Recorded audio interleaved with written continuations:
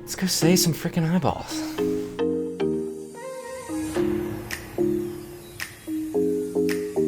Zach here with Dr. Eyeball MD. I'm on call tomorrow. I'm gonna take you guys along. Maybe we'll save somebody's vision. So let's make the goal for this call cycle to actually save someone's vision. Now, obviously, that's gonna be dependent on what happens to come in through the emergency room tomorrow night on call. It'd be kind of cool to show you after just about a year and a half of training in the specialty of ophthalmology that you can actually learn enough and do enough to save somebody's vision. Maybe I can show it to you guys on call tomorrow night. So I'm gonna take you guys along for the ride. So always on the night before call, I get the call bag ready, and what that means is just making sure I have everything.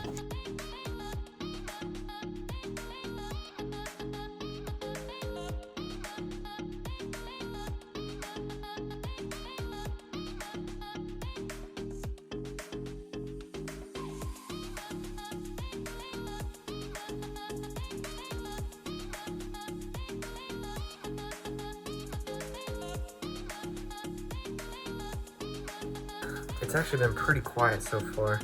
It's already 2.5 hours into the call shift.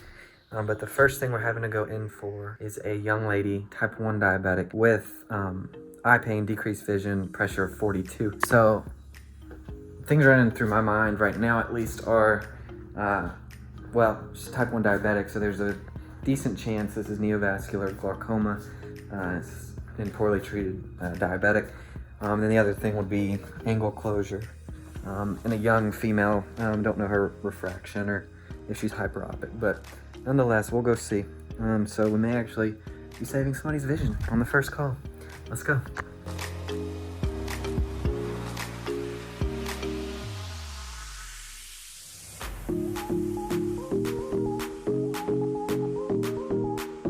So if I'm a betting man, and just from what I see most often in this ER, is most likely going to be neovascular glaucoma. What is neovascular glaucoma?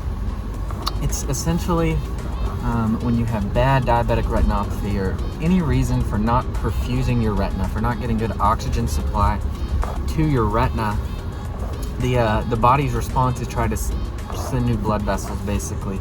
Send new blood vessels to that ischemic retina. So you have retina that's dying. It's not dead, but it's dying. And so it's calling out to the body for more oxygen. And the way the body delivers oxygen is through blood vessels. So the body starts sending these blood vessels to the ischemic retina. But these blood vessels tend to grow in aberrant ways. They leak, they bleed, they rupture. They cause vitreous hemorrhage. And if they start to grow into the angle of the eye that drains the fluid normally, they can clog it up, and they can also cause it to scar shut. And when it scars shut, if you're not draining fluid but you're still producing fluid in the eye, because the eye produces its own fluid, you're producing fluid, you're not draining it, and so the pressure goes way up. When the pressure goes way up, it's like a basketball. If you just kept pumping it up, it gets so high inside. You have a fragile nerve in the back of the eye that runs from your brain to your eye, the optic nerve.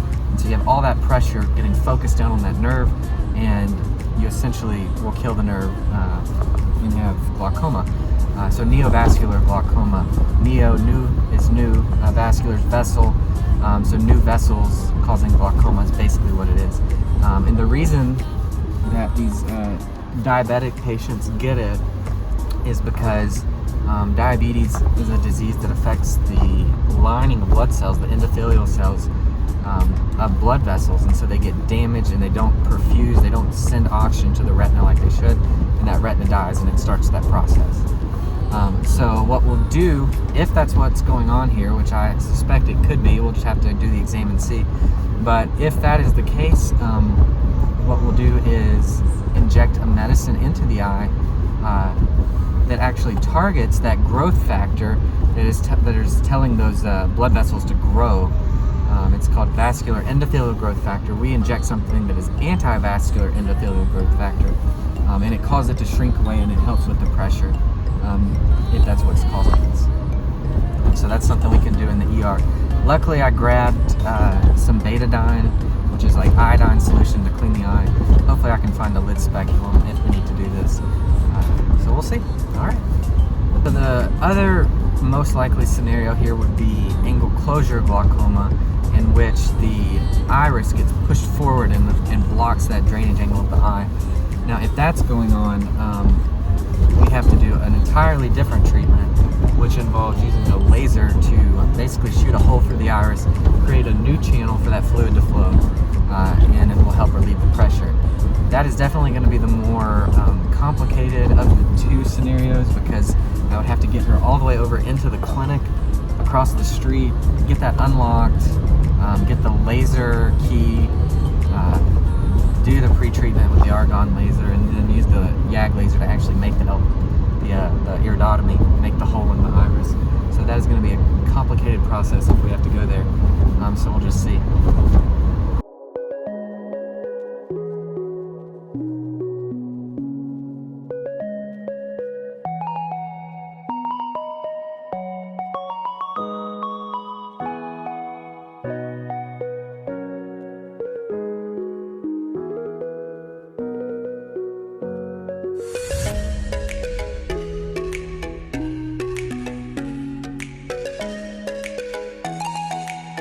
Okay guys, so I just finished examining that patient and actually doing the treatment too.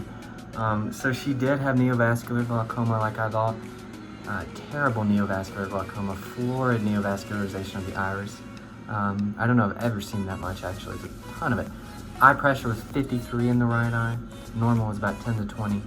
The vision was 2800. For reference on that, that's the big, like if I held it this close, she could only read the big number there, which I know you can't really see the small ones, but you should be able in a normal eye to read all the way down to here if it's held up close at about 14 inches. So anyway, she couldn't do that.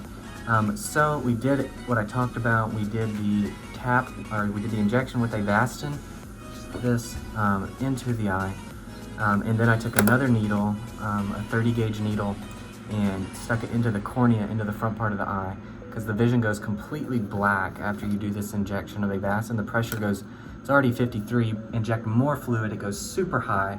The vision blacks out, the nerve can't perfuse with the pressure that high. So we take another needle, go into the cornea and drain off some of that excess pressure. So the pressure went from 53 to 19, it was normal, and then she got down to the 20/60 line. So she went from here all the way down to this line. From here to here, just in the span of minutes after that. So the pressure likely will go back up, but she needs to start drop. She's getting admitted for other reasons.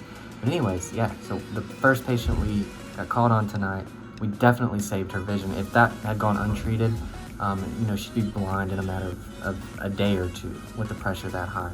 So we saved the vision. Pretty cool.